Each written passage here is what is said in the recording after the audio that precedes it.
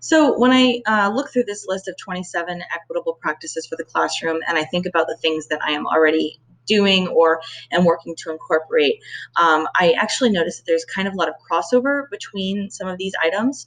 So, for example, they talk about using social emotional there it is class building and team building activities to promote peer support, as well as welcoming students by name when they enter the classroom, and then using eye contact and body language to show students that what they say is important. So I'm not perfect at greeting students by name every time they walk through the door, and there's a number of reasons as to why this might be.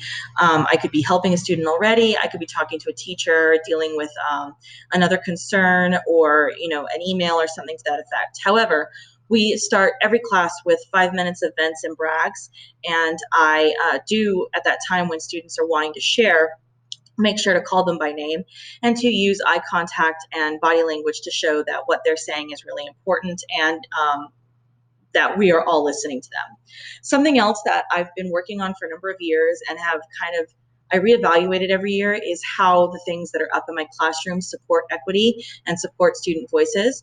So in previous years, it has been some content related materials on my walls, as well as a number of motivational type things that are equitable in the way that they say things, but not necessarily perfect. And this year, I pretty much removed just about everything, except for, you can even see, like, there's a map behind me, and then this thing that just says Love Latin. But I have a number of posters around the room that are from various voices. So I have a quote with Martin Luther King Jr., a quote from Maya Angelou, a quote from Jazz Jennings, and then a quote from, and I have to look, a quote from Harvey Milk, and these are all quotes on equity and the importance of individual voices and individual stories and those kinds of things. Furthermore, I have a graffiti wall in my room that students can draw on as they see fit, provided that it's appropriate and things like that. I think I'm also working more and more to include a variety of visuals and a variety of languages in my classroom. I am already a foreign language teacher, but I have, to varying degrees of proficiency, English, Spanish, French, Arabic, Chinese, and American Sign Language. And then I can also read, to some extent, German and Italian as well. So I encourage students that if they're more comfortable doing their work in one of these languages, that they do so. This is particularly true for our heritage Spanish speakers and native Spanish speakers. Some of them will prefer to put their notes in Spanish, and since I can understand Spanish, I'm perfectly fine with that, because it shows what they know, and then I can interpret that into a meaningful way for me as well. Further, we use lots of visuals in this classroom, including pictures, students hand-drawn stuff by students. We use American Sign Language in this classroom. I have Play-Doh, Wiki Sticks, Lego blocks, visual schedules, which I'm not perfect at updating, but I'm working on it, and a number of other things. I regularly use Rewordify on my instructions, which are in English, to help make sure that they're at a reading level that is comprehensible to as many students as possible. A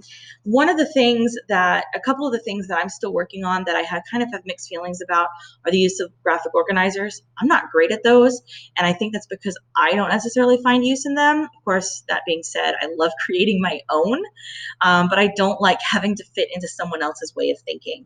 So I'm working on that. One of the ways that I found to incorporate that better is when discussing vocabulary. We use this thing called interactive vocabulary, where students, there's a whole thing for it, which I can link if anybody wants, but it essentially attaches a visual, a language of comfort, and then some other materials as well, and it's really interactive for students to use.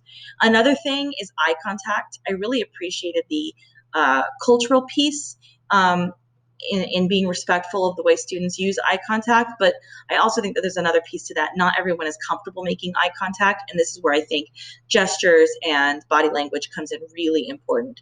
I have a student who has a lot of trouble making eye contact, but since I've been teaching them since August of last year, I'm better able to see through their body language whether or not they are with me and whether or not there are any questions. The last piece, which our program I feel is pretty decent at, but I am reevaluating how I do it, is to provide multiple opportunities and ways. So the universal design for learning. I think that is one of the most important pieces and one of the easiest pieces to include in any classroom.